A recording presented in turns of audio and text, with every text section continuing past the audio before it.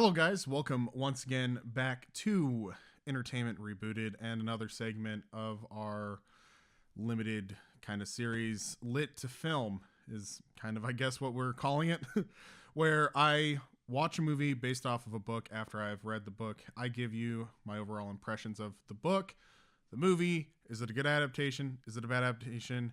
Yada, yada. Anyway, today's film was none other than Inkheart, based off of the book by Cornelia Funke, written in 2003. And then I'm going to be talking about the movie adaptation, the 2008 from New Line Cinema, starring none other than Brendan Fraser. So overall, Inkheart. Inkheart was one of those books. So like I said, it was published in 2003. So this was one of those books that was very, very popular when I was growing up. It was kind of really one of the first books I think that most kids really kind of grabbed onto. This was like late elementary school, early middle school, so it's a young literature, like young reader literature, not quite young adult, but kind of in that in between. This is essentially kind of a teenaged book, young teenager book. But this thing is thick. It's 530 some odd pages. And overall, I have to say that I really enjoyed this book. It was a relatively quick read. I read it probably about 4 days time overall. Just it's easy to get into, very enjoyable. I like the characters a lot. The story is very engaging. And the thing is that, yes, the book is 500 plus pages and it's a very straightforward story, but it doesn't feel like it's full of filler necessarily.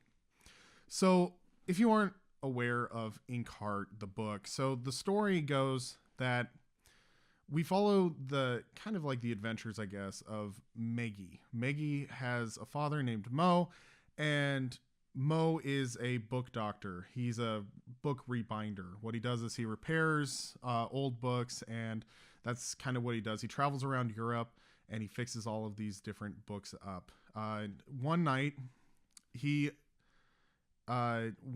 a mysterious figure by the name of Dustfinger shows up at his home, and he lets him know that Capricorn is onto him and that he needs to leave as soon as possible.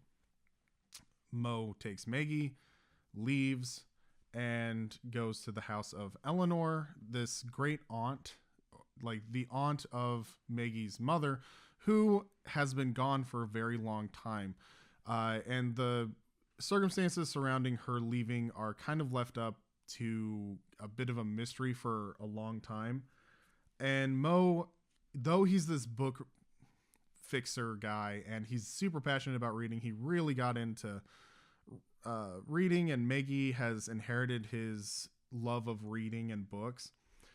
He refuses to read anything out loud, and Maggie doesn't understand why. He seems to have a decent voice, he likes to read, and they like to talk about books all the time, and he can make up stories very well, but he never reads anything that's written down out loud.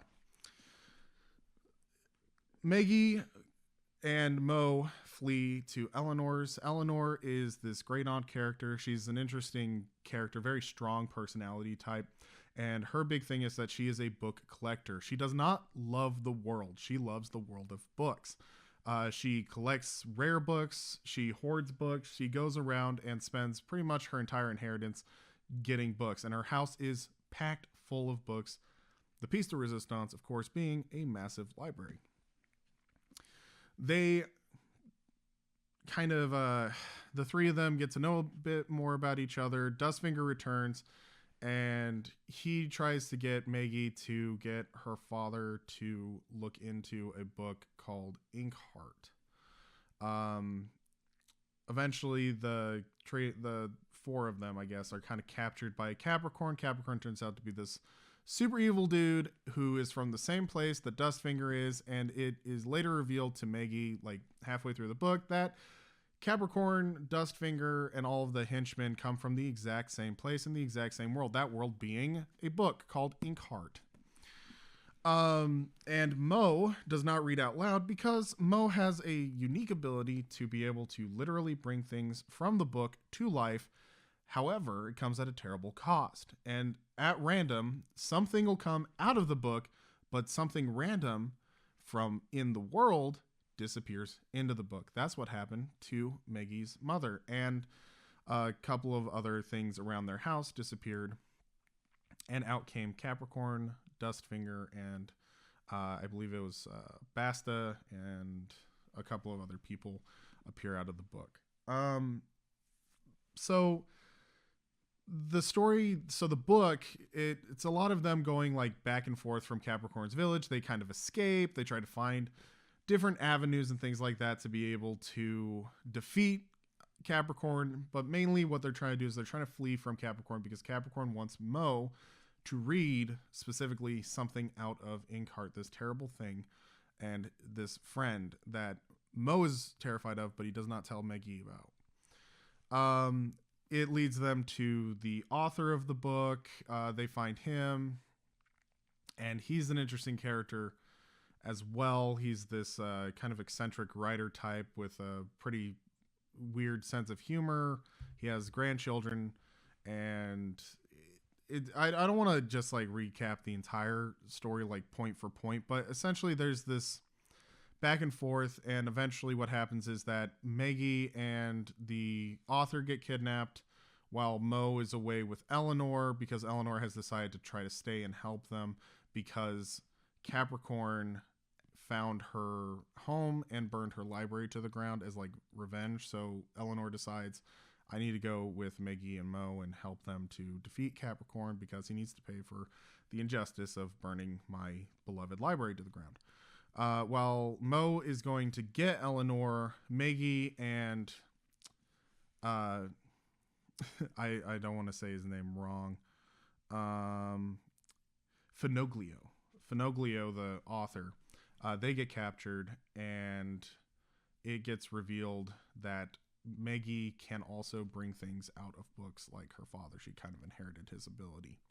So Capricorn doesn't need Mo anymore, and he decides that he's going to use Maggie to bring out his friend, the Shadow. The Shadow is this powerful entity that essentially burns and kills everything that Capricorn tells him to. So literally, if this entity comes into the real world, there's nothing that could stop Capricorn. So they come up with a plan. Maggie and the author Finoglio come up with a plan to kind of rewrite the story because it doesn't seem to be that it's only things that are written down, and they figure that since Finoglio is the author of the book, he can kind of edit it how he wants.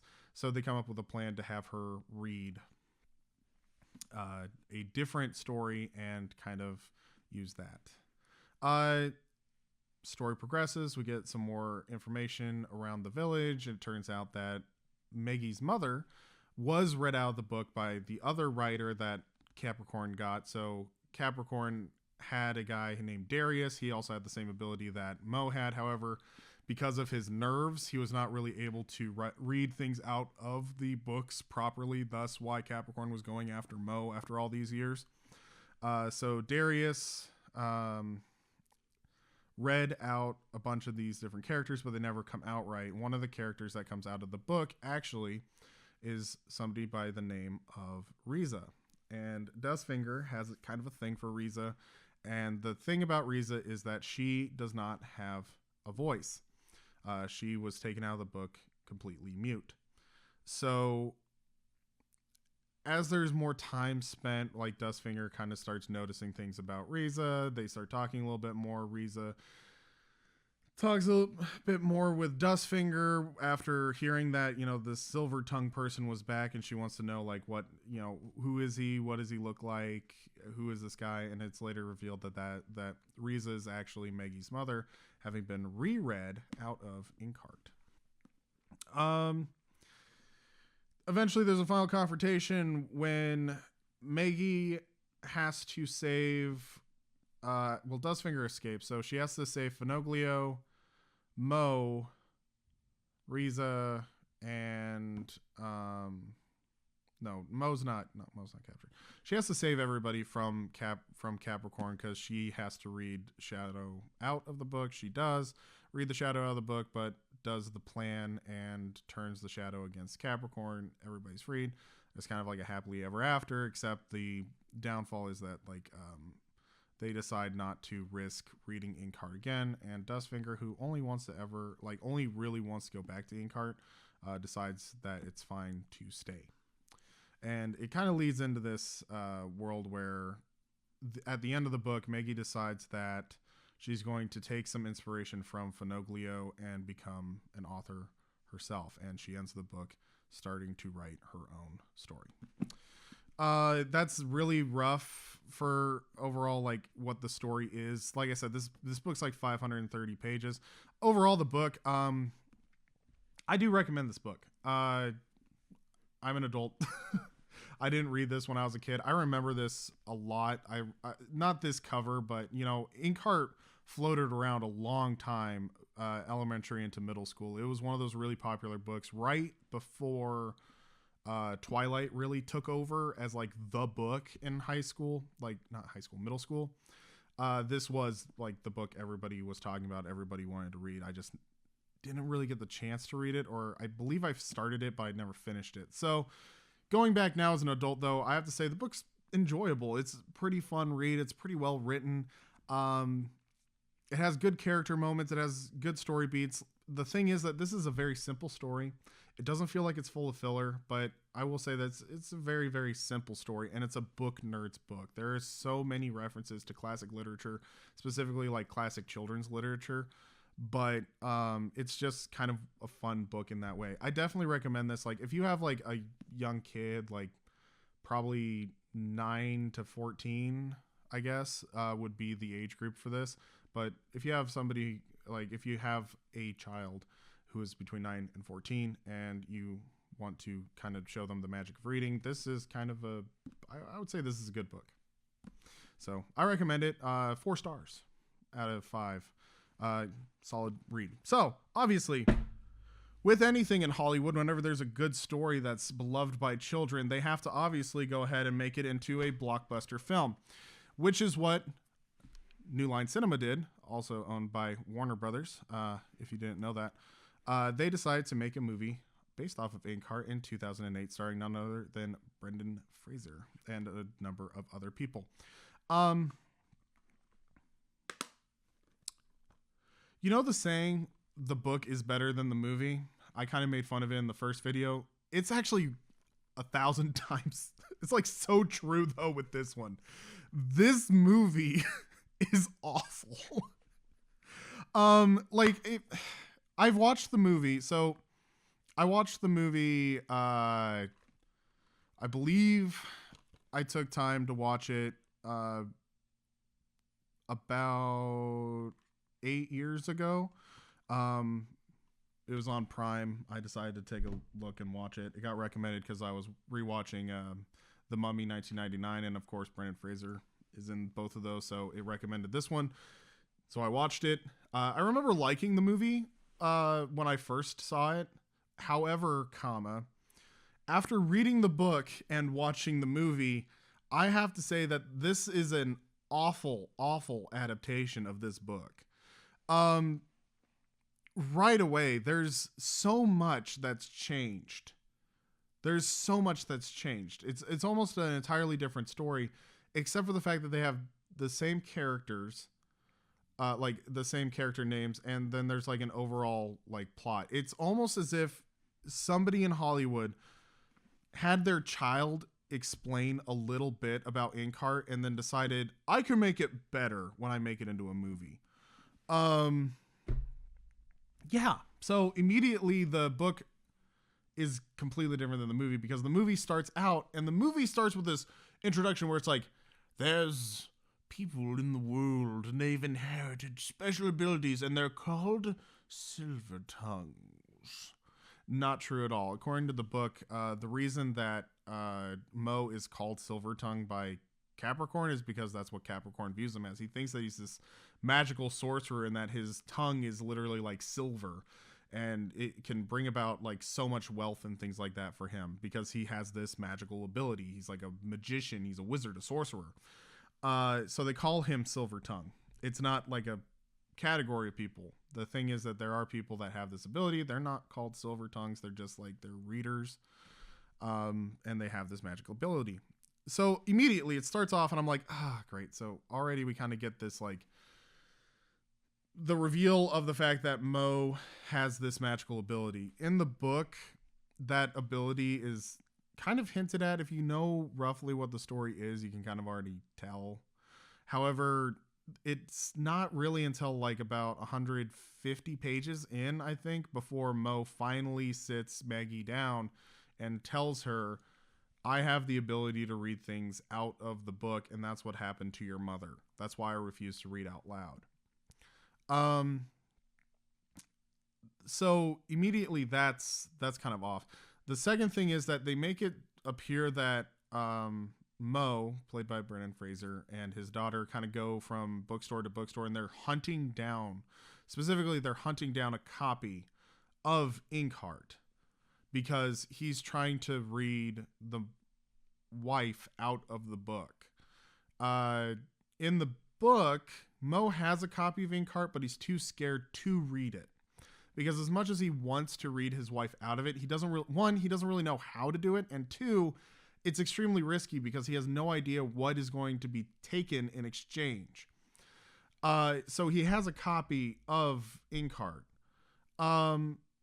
The second thing is that the introduction to Dustfinger in this one, in the movie, Dustfinger comes off as a lot more of an antagonist for the first half of the book, where he kind of hunted down Mo, and he's like, you need to read me back into the book, and I've been hunting you down for 9 years, and I'm going to get Capricorn, and Capricorn is going to kidnap you and force you to read me back into the book. In the book, Dustfinger appears to Mo like out of nowhere, and he kind of warns him like, hey, like, Capricorn's kind of onto you, he's looking for you, and you need to run. Mo and Eleanor, Mo flees to Eleanor's with Maggie, and Dustfinger betrays Mo, but he betrays Mo for the book because Capricorn wants the book, because Capricorn's trying to destroy all of the copies of the book except for one. That's like kind of a twist halfway through the book. Eleanor in the book, in my opinion, is a much different character because she's this older woman. She's kind of out of shape. All she does is like read. That's like her big thing. She hates people, very isolated. They do a pretty good job, and they casted, I think overall the casting was pretty good. Helen Mirren is a good choice for Eleanor outside of, like, the physical description, obviously. I think the best cast was definitely Dustfinger. Why am I like forgetting his name? Paul Bettany. Anyway, geez, I kind of went on a tangent. The issue with this movie is that they change so many little details that it kind of loses the magic of the book almost. They changed Capricorn. So Capricorn's backstory, he's just this bandit who works for this dark lord kind of thing, and he's evil and he has a band of ruffians, but he's just this bandit. He's really this nobody. The issue is that in the book Inkheart, the title of the book Inkheart comes directly from Capricorn. Capricorn's actually the main character of Inkheart. From how Finoglio describes the book, it is about Capricorn and the fact that his heart is as black as ink. So changing Capricorn into this like bandit who's like an underling who just craves power, and eventually he's out of the book so he gets more power, is like, it's not really, it doesn't do justice to the character. It actually makes him a lot more pathetic. In the book, Capricorn's not really pathetic. He's actually extremely terrifying. He's ruthless. He's cold. He's heartless. It's interesting when Finoglio runs into Capricorn because he did write him to be this awful, horrible thing. So when he meets him, he's like, oh, he'll probably think of me like his father kind of thing. I'm his creator. He'll probably be interested to actually have a conversation. You know, everybody dreams of having a conversation with their characters, but then he meets Capricorn. He's like, oh, I regret making this guy because he is actually pure, unadulterated evil. There's an interesting dynamic there because it's like Finoglio in the book, he's kind of hesitant to leave. He doesn't really want to leave. He has a family. He has all of these different things. And he loves the story, yes, but he loved the story as like in theory. He never really thought about it as like, what if this actually was real? Like, it's interesting when he runs into these characters and he starts to learn more about the characters. Like when he starts to learn about Dustfinger, he starts kind of regretting the fact that in the book he kills off Dustfinger because he actually meets Dustfinger. And then there's like Capricorn's this awful, horrible person. And on paper, when you're a big theme in the book is like when you're reading these things, they're super interesting and super engaging. You never actually want to be in one of these adventure stories, you know? So Finoglio running into these evil entities and stuff like that, it's interesting for him. When he gets pulled into the book at the end, it's actually tragic because it's like, yes, Finoglio would be, you know, they look at it and they're like, well, Finoglio's probably happy to be, you know, walking around this world. He is fond of this world. However, he had a loving family. He had grandkids that he loved. He adored his grandkids. He loved his daughters. He loved his family. So now there's that tension where it's like he's in Inkheart, which is his creation. He'll be fine because he's created it. But there's this tension because it's like, shouldn't we try to read him out because of his grandkids? You know, there's that. Missed in this book because they are missed in the movie because they turned Finoglio into this like burnt out, lonely guy who literally had like one great idea and he's never fully left it. So he asks to be read into Inkheart. The big difference is really Capricorn, the way that they made him. He's pretty well cast. I believe that he's played by the same guy who does Smeagol. And he's a solid actor. I always imagine him more as like a Jeremy Irons type, you know, where he was just kind of cruel and he had the strong word and the charisma. The one character that was purely miscast, in my opinion, was Basta. I have no idea like why they cast Basta the way that they do. I don't know. It's just so much of this movie was honestly just kind of terrible. It really feels like one of those soulless recreations where the producer, well, not even the producer is actually the author, which is part of the reason it's kind of surprising, but the screenwriter, it's almost as if the screenwriter didn't really bother to read the book and he just wanted to make this like adventure fantasy with the rough idea of the original book. And this is kind of one of those issues when it comes to like adapting a book to a film is, like I said, this is a 530 page book. There is a lot of things that you can kind of miss out on. The issue with it is that 1984 was like 300 pages. And I pointed out, I was like, well, I mean, you can really cut a lot of this stuff out because you had to cut a lot of it out because there was a lot of internal dialogue. This book actually really isn't mainly internal dialogue. There's a lot of description. It is a lot of, you know, they're reading, they're going to these different locations and things like that. And a lot of it is just a lot of description. So overall, while I was reading this book, it is a very, very simple story. And you really could have gotten the majority of this book. The other thing is the movie. So the movie's an hour and 45 minutes. If you had an extra 30 minutes, like let's say you make this a 2-hour movie, like 2 hours and 10 minutes, 2 hours and 15 minutes, you really could tell the majority of this book. You really could. you don't have to change up a lot of the characters and their motivations and things like that. You just have to add a couple of different scenes that kind of show the dichotomy of Dustfinger, where he's kind of been broken. The thing that gets lost too with the movie adaptation is that in the book, Dustfinger wants to go back despite, even after he finds out that he dies in the book, he still wants to go back. The reasoning that he wants to go back is because he feels so out of place. He doesn't belong in this world. It's too fast. It's too modern. He misses the fairies. He misses the trolls. He misses all of these fantastic creatures. That's like his thing, is he's like, I am out of this book. I'm not supposed to be in this world. I'm supposed to be in the book. Whether or not I die, I don't care.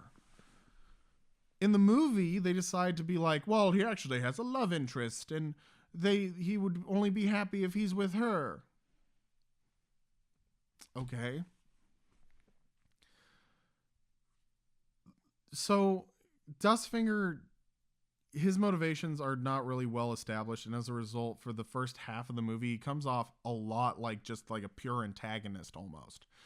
He has a couple of like redeeming moments where, you know, he tries to take pity on Maggie. She doesn't really appreciate it, and, you know, different things like that.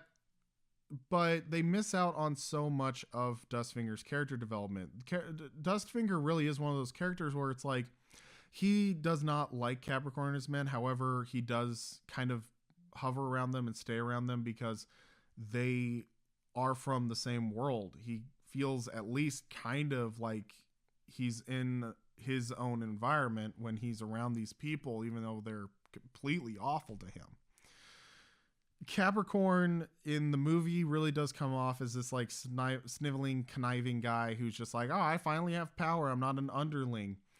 When in the book, actually, he's been around for 9 years and he has jumped from place to place. He just has finally settled in this abandoned village of sorts. But he and his men are just this like, they're this mysterious group that live on like the Devil's Mountain kind of thing. And he has to move from place to place because eventually people stop fearing him. And when people stop fearing him, they eventually come after he and his men. So he always has to go from place to place. Part of the reason that he wants the shadow is because the shadow is what kept him kind of in power in the book. But also then he doesn't have to move. He doesn't ever have to leave again. So there's that. Basta is completely wrong in the movie. In the book, Basta's actually he's an interesting character because it's like he has this superstitious bent to him, and that's like his one real true weakness on top of his pride, which Dustfinger takes advantage of all the time. Like he's constantly picking on him for his superstitions and things like that. But he worships the ground that Capricorn walks on.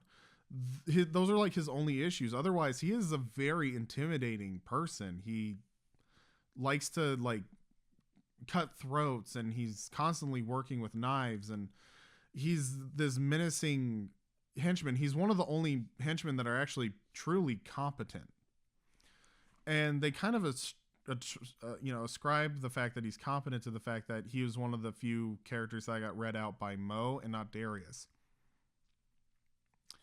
Speaking of Darius, I think that of all the characters in the book versus the movie, Darius, they did a fairly good job with him in the movie, except Darius's thing was he's a teacher and he loved to read and he was really passionate about it and he absolutely loved it.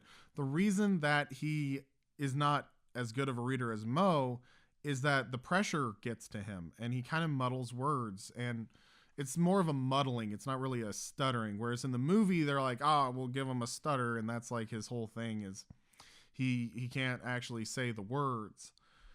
But in the book, it is more like, no, it's his nerves. Like he doesn't, in order to really do well with pulling things out of the book, you have to be kind of immersed in the story. You have to feel the story. You have to taste the words, is kind of how Mo describes it. Is like you have to really kind of get lost in the words and let the words carry you as compared to your, the outside emotions and things like that, which isn't something that Darius can do. Darius he has some interesting characteristics to him in this one, because it's like he takes care of a lot of the creatures and stuff that get pulled out of the book. But I think that his how he relates to Eleanor at the end of the book is better than how he is in the movie, but I think that it's a more natural transition with how he was in the movie, because in the book he really is kind of like this, like he's had his will completely broken by Capricorn and his men. So Darius in the movie has some better aspects than in the book. However, again, they didn't. It's like they didn't really get what was wrong with him with his reading. Um, Maggie's kind of the same in both books. Farid's kind of the same in both the book and the movie. It is odd that they chose, instead of just going like full on with a Martin, they made Gwen into like full on a ferret. Um, they're in the same family, so I guess you can kind of like you can make an excuse and be like, well, I mean, the ferret's more domesticated, it's easier to train for the camera, and they're in the same family of creatures, so they're kind of the same thing. Okay. I don't know. It's just the book was just way better than the movie. The movies, like the visuals are good in the movie, CGI is relatively good in the movie. It almost feels though like they spent way too much time on how many different book references can we fit in visually. You know, they have a whole scene where it's like they're testing Maggie out and her reading out, so they have her conjure up a whole bunch of different things from all of these different books. She even summons Toto out of the Wizard of Oz. They make this whole thing where it's like the Wizard of Oz gets like 2 or 3 things pulled out of it. Probably because it's Warner Brothers, and that might be one of the few things that they actually own. I'm not 100% certain, but I don't know. It's more and more I feel like whenever Warner Brothers gets a hold of something that's like genuinely like full of heart and creativity, they find a way to make it and make it wrong. You know, like it's like a disease with Warner Brothers where for some reason they just cannot make anything good out of a good property to save their lives. Honestly, you know, all the DC crap that's come out the last like 10 years, ooh, restore the Snyderverse. Well, the studio got in the way of Zack Snyder. It's not good. A lot of the movies lately that I've seen that are based off of books and other media that Warner Brothers gets a hold of, it's just awful. And it goes all the way back to 2008 with this. The book is wonderful. The characters are actually pretty interesting and they're relatively deep. Very simple storytelling. Some of the characters really get more detail than is necessary for the story, but it's fun. It's good. There's interesting stakes at the end of the story. They don't know if reading the lines that Finoglio writes is actually going to be able to save them all. There's a lot more. They spend a lot of time in the book where Maggie is trying to wrestle with the fact that she's written stories about her mother because she doesn't have a mom, while Mo is not disparaging towards the mother, but the story of her disappearance is so mysterious that just it's hard to do. And it's not even revealed until like 350 pages in that Dustfinger is, in contact with Riza, where she's this mute, like handmaid servant of sorts. And when it starts to get revealed that it is Riza, that is one thing. Like it starts to get revealed and it's really, well put together. It's like within 20 minutes in the movie that they reveal the fact that Riza, the mom, is around. Like that she got pulled out of the book, and that Dustfinger is like almost completely aware of the fact the entire time that she's there. I don't know. it's just poor choices, poor story choices. They bring in the stuff that's actually like interesting and would be really fun to have revealed later, and they're like, no, let's immediately throw that in there. They over explain some other things. Like they actually spend the time to be like, oh, what happens to the people when they get pulled out of the one book and into another one. They even have Farid keep Gwen so that when Dustfinger goes back into the book, he doesn't die. But the issue is that it's like it's one of the complicated things about the book too, where it's like part of the reason it was difficult for Mo to try to figure out how to pull the wife out of the book is because she's not in the book. Like she's not read into the book. Part of the reason that Mo didn't want to send Dustfinger back to Inkheart is because Dustfinger dies, and he has this weird dichotomy with Dustfinger where it's like Dustfinger is kind of cowardly, but he has some brave aspects to him. He is kind of working for Capricorn, but he is the enemy of Capricorn. You know, there's this dichotomy. So it's like Mo wants to believe good can come from his relationship with Dustfinger, but Dustfinger does pretty consistently let him down until the very end.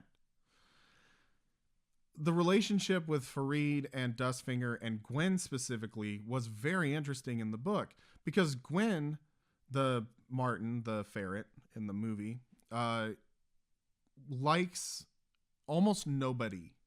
And he barely likes Dustfinger, but he really, really likes Farid for some reason. The fact that, you know, Dustfinger is so overwhelmed by this world, but then Farid, the kid, is just like he's in seventh heaven because literally he was this. It's his backstory is like he was raised by bandits and robbers and things like that, and they were cruel to him. They treated him like a dog. So coming into this world, it was fantastic. He's like, why would you ever want to go back to these books? And the entire reason Dustfinger wants to go back is just because that's where he feels he belongs. He doesn't feel like he belongs here. He never can feel like he belongs here.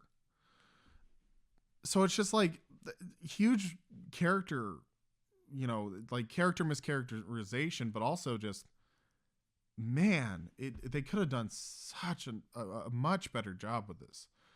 But I digress, I guess. I don't know. Just so much about this movie is just extremely disappointing, honestly. I would probably say that the movie's probably about a 3 out of 10 overall. Like, as far as an adaptation, this is a bad adaptation. If you're just watching it like as a movie, I enjoyed it the first time I watched it because, like I said, it has the basic, like I knew some basics about the book because, you know, kids were talking about it all the time, and it was years and years after. So I remembered some of the basic stuff where it's like, oh yeah, the dad can read stuff out of the book, and, you know, it's kind of about him.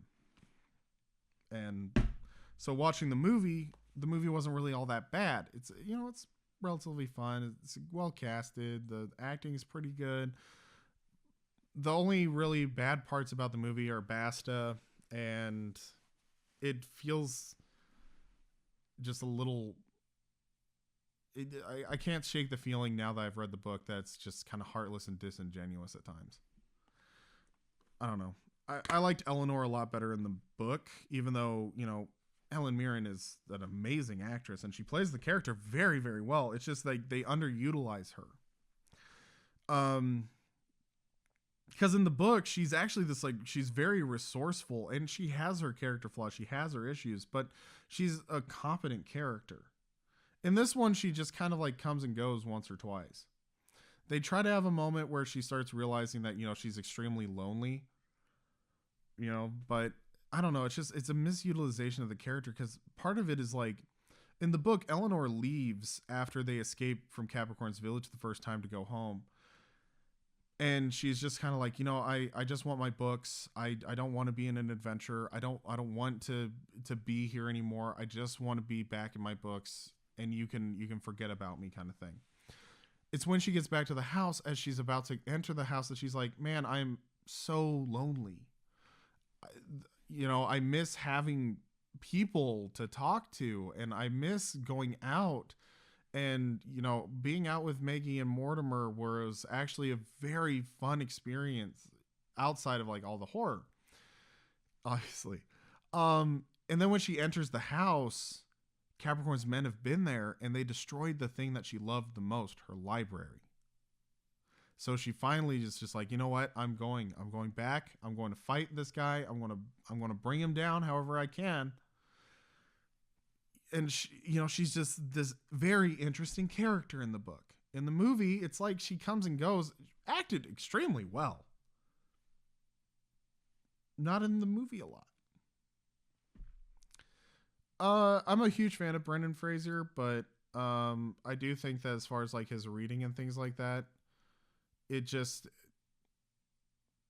was hard to imagine him actually having the ability to pull things out of the books. Just, it's not really anything against him. It's just like the lines that they gave him and probably the direction. But I think that as far as like his reading ability in the movie, it wasn't quite as magical as the book. I think that's kind of an issue though, is like, how do you really capture that magic? You know, I don't know. Just loved the book, hated the movie. I hate to be that guy because it's a trope. The book's always better than the movie. But in this case, it's blatant. It's blatant. The book is millions and millions of times better than the movie. If you're going to grab one of the two, I recommend for sure the book. I enjoyed it, reading it, and as I said, if you have kids who are like getting into reading, maybe showing that they're interested in books, this is a great book. It's a great read. It's really fun. I haven't read any of the rest of the series. There's 4 books now in the series. The most recent one got published in like 2024. So that's interesting. But as a standalone book, it works really, really well. I can't speak for the rest of the series, but I enjoyed this one. So speaking about enjoying things, if you guys enjoy these videos, be sure to leave a like. Let us know your thoughts in the comments below. What did you think about Inkheart? What are some other books that got turned into movies that you want me to read and review for the next 5-week month, if we make it that far? Otherwise, be sure to subscribe if you haven't already. Share us with your friends if they like movies and books that have been made into movies, perhaps. Otherwise, I'll see you guys in the next video. Thanks for watching.